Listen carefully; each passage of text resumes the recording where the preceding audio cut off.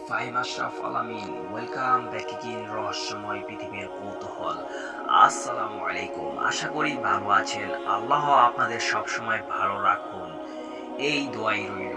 ঘটনাটি প্রায় 4 দশক আগের আমার বাবার সাথে ঘটে যাওয়া একটি ঘটনা। আমাদের বাড়ি নতুন ঢাকায় রায়েরবাগে, যা তখন ছিল একেবারে গ্রাম্য এলাকা। আমার বাবা কাজ করতেন নারিন্দা সূত্রপুরে। কাজ শেষে প্রায় রাত করে বাড়ি ফিরতেন। সে সময় নরিন্দা থেকে জুরাইন রেলগেট পর্যন্ত রাস্তাঘাট ছিল ভাঙ্গাচোরা, আর জুরাইন রেলগেট থেকে শ্যামপুর পর্যন্ত রাস্তা ছিল কাঁচা, আর পাশ দিয়ে বয়ে যেত একটি খাল। সন্ধ্যার পর পুরো এলাকাটি জনমানব শূন্য হয়ে যেত। সেই সাথে ডাকাতির সংখ্যাও ছিল নিয়মিত। তাই বাবা জুরাইন রেলগেটে গিয়ে লোকজনের অপেক্ষা করতেন, যাতে কারো সঙ্গে বাড়ি যেতে পারেন। এক রাতের ঘটনা। এক রাতে বাবা রেলগেটে গিয়ে দেখলেন কেউ নেই। অনেকক্ষণ অপেক্ষা করেও কাউকে না পেয়ে তিনি বাড়ির পথে হাঁটা শুরু করলেন। কিছু দূরে যাওয়ার পর সামনে একটি মোড়ে পৌঁছালেন। সেখানে ছিল একটি বড় কড়ই গাছ। বাবা দূর থেকে খেয়াল করছিলেন গাছের ডালে কিছু যেন আছে। কাছে গিয়ে দেখলেন গাছের ডালে একজন বুড়ি মহিলার মতো অবয়ব বসে পা ধুলাচ্ছে আর বিকট গলায় কাঁদছে। এমন দৃশ্য দেখে বাবা ভয়ে জোরে জোরে আল্লাহর নাম নিতে শুরু করলেন। কয়েক মিনিট এমন চলার পর সাহস করে পিছনে ফিরে পাশের একটি আধো পরিচিত বাড়ির দরজায় গিয়ে কড়া নাড়লেন। বাড়ির ভিতর থেকে একজন এসে জিজ্ঞেস করলেন, এই রাতে এখানে কি করছেন? বাবা ভয়ে ভয়ে বললেন, গাছটাতে এক বুড়ি দেখেছি। লোকটা শুনে বললেন, এই জাউরা বুড়ি আবার এসেছে? এর জন্য আমরা রাতে ঘুমাতে পারি না, চলেন দেখি ওর খবর আছে। লোকটি ঘর থেকে একটি দা নিয়ে বাবাকে সঙ্গে নিয়ে গাছের কাছে গেলেন। গিয়ে দেখলেন গাছে কেউ নেই। তবুও লোকটি জোরে জোরে চিৎকার করে বললেন, তোরা যদি আবার দেখি এই দা দিয়ে তোর পা কেটে ফেলবো। এইসব বলে লোকটি বাবাকে কিছু দূরে এগিয়ে দিয়ে বাড়ি ফিরে গেলেন। বাবা হাঁটছিলেন আর মনে মনে ভাবছিলেন, এমন রাতে আশেপাশে একটা মানুষও নেই।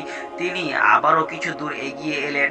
সামনে খালের উপর দিয়ে ছোট্ট একটা ব্রিজ পার হতে হবে।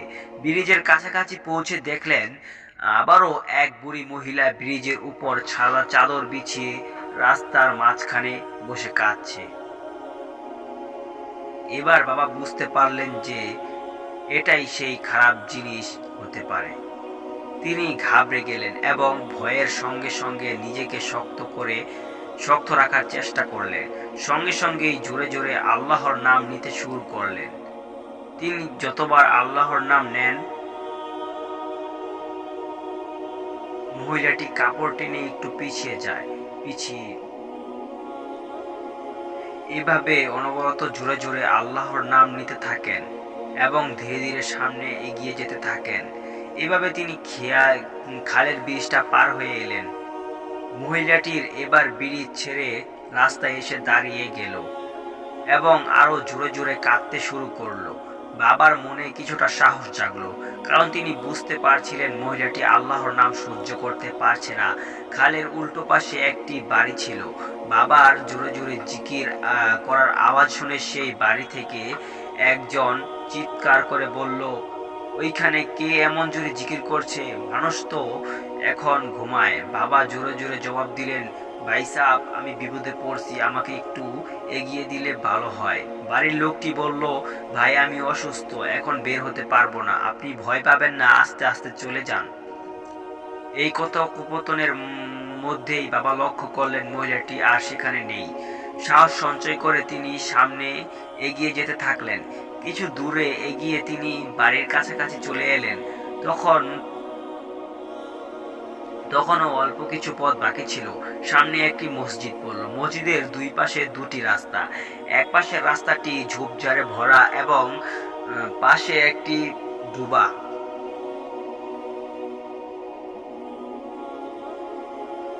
এই পথ দিয়ে গেলে সময় কম লাগবে, অন্য পাশের রাস্তাটি ভালো কিন্তু তা দিয়ে যেতে সময় লাগবে অনেক বেশি। বাবা ভাবলেন আগে আগে বাড়িতে পৌঁছাতে পারলেই বাঁচি। তাই তিনি ঝুঁকি নিয়ে ছোট পথটি বেছে নিলেন। ঘটনাটি এখানে শেষ হতে পারত, কিন্তু তা হলো না।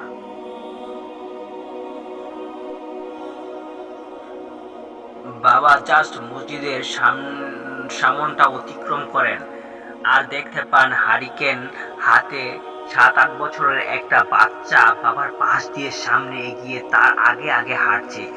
বাবা কিছু বুঝতে উঠতে পারল না। তিনি প্রথমে ভাবছিলেন আশেপাশের কোনো বাড়ির বাচ্চা বের হয়েছে হয়তো। তাই তিনি বাচ্চাটাকে জিজ্ঞেস করলেন, এই পিচ্ছি, কোথায় যাচ্ছ?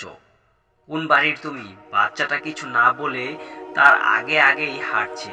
বাবা কিছুটা বিচলিত হলেন এবং কিছুটা আন্দাজ করতে পারলেন। হঠাৎ খেয়াল করলেন বাচ্চাটা মাটিতে হাঁটছে না বাতাসে বেশি বেশি হাঁটছে। তখন সামনে আরো একটা মোড় আসে। বাচ্চাটা বাবার আগে গিয়ে মোড় ঘুরে গেল। এবার বাবাও ভয় পেয়ে গেলেন, কারণ মোড় ঘুরতেই কি হবে কিছু বুঝতে পারছিলেন না। তিনি ধীর পায়ে মোড়ে ঢুকলেন। রাস্তায় কয়েক কদম হাঁটতেই দেখেন চারপাশে কালো কুচকুচ অন্ধকার ছেয়ে যাচ্ছে। মানে এত অন্ধকার হলো যে সামনে আর কিছুই দেখতে পাচ্ছিলেন না বাবা। তিনি আবারও সেই কান্নার আওয়াজ শুনতে পেলেন, তবে এবার যেন আওয়াজটা বাবার খুব কাছাকাছি মনে হচ্ছে। বাবার আর সাহস ধরে রাখতে পারলেন না, যেহেতু বাড়ির অনেকটাই কাছে চলে এসেছে।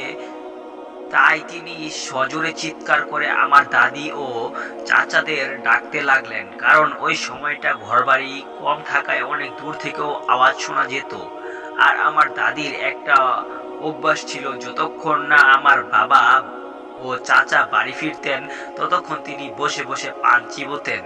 তো আমার দাদির কানে আওয়াজটা পৌঁছে এবং আওয়াজ রাত দেরি হওয়ার তিনি চিন্তিত হয়ে পড়ছিলেন। তখন আমার দাদি তাড়াতাড়ি করে আমার চাচাদের ডেকে তুলে পাঠান বাবাকে এগিয়ে নিয়ে আসার জন্য। ইতিমধ্যে চাচারাও তার তড়িঘড়ি করে বেরিয়ে পড়েন তাকে নিয়ে আসতে।